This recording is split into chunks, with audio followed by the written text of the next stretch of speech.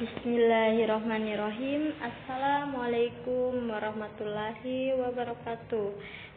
Baiklah, saya Putri Fatmawati Suma, Prodi Ekonomi Syariah, semester 5. Saya melakukan konten ini ada tugas UTS saya, yaitu mata kuliah Perekonomian Indonesia. Baiklah, saya akan membacakan sebuah materi, yaitu tentang perdagangan, di mana perdagangan internasional merupakan suatu aktivitas atau kegiatan perdagangan yang dilakukan oleh dua negara yang berbeda. Diambil dari jurnal Tinjauan Prosedur Pengiriman Ekspor Karet pada tahun 2014, karya Febri Yuwananda. Perdagangan internasional adalah perdagangan yang dilakukan antara negara atau pemerintah negara dengan negara lain, di mana antar negara memiliki hubungan perdagangan yang sesuai kesepakatan antara kedua belah pihak yang dilakukan perdagangan internasional tersebut. Perdagangan internasional terbagi menjadi 3, yaitu perdagangan bilateral, perdagangan antara negara.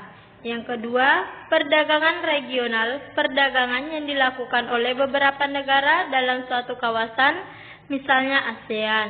Yang ketiga, perdagangan multilateral, perdagangan antara negara yang tidak dibatasi suatu kawasan. Penyebab perdagangan internasional. Yang pertama yaitu revolusi informasi dan transportasi. Yang kedua, interdependensi kebutuhan. Yang ketiga, liberalisme ekonomi. Yang keempat, keunggulan komparatif. Yang kelima, kebutuhan devisa. Pendorong perdagangan internasional, yaitu ada beberapa pendorong perdagangan internasional dapat dilakukan. Yang pertama, perkembangan ilmu pengetahuan dan teknologi. Yang kedua, kebebasan ekonomi. Yang ketiga, perbedaan kekayaan sumber daya alam.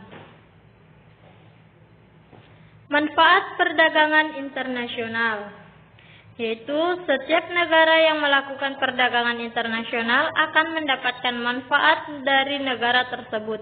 Di antaranya, mendatangkan devisa, meningkatkan hubungan persahabatan, kebutuhan tercukupi, kegiatan produksi maksimal, kemajuan ilmu pengetahuan dan teknologi.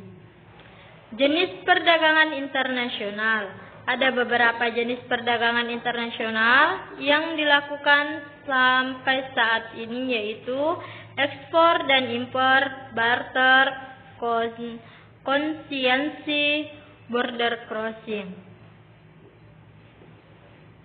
Neraca pembayaran Indonesia, suatu ikhtisar yang meringkas transaksi-transaksi antara penduduk suatu negara dengan penduduk negara lain selama jangka waktu tertentu, biasanya 1 tahun.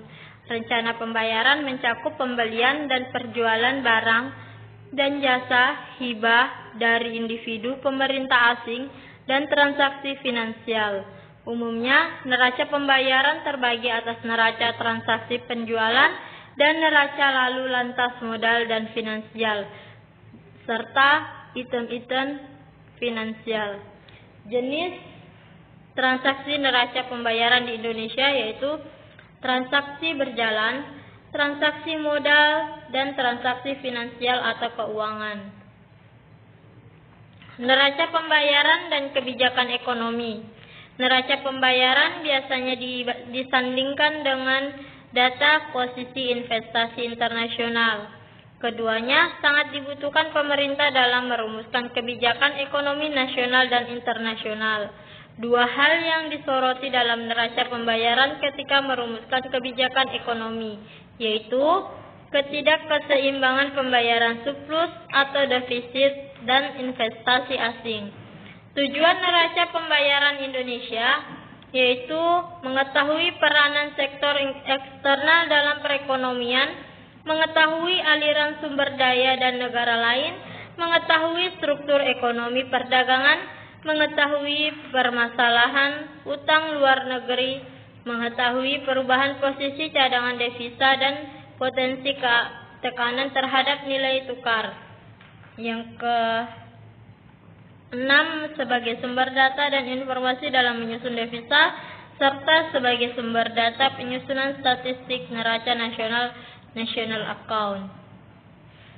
Mungkin sekian materi yang saya bawakan. Kurang lebihnya mohon dimaafkan. Apabila ada kebenaran dalam materi yang saya bawakan, datangnya dari Allah Subhanahu wa taala, dan kekurangan itu datangnya dalam diri saya pribadi. Sekian dari saya. Wallahu muwaffiq ila aqwamit thoriq. Wassalamualaikum warahmatullahi wabarakatuh.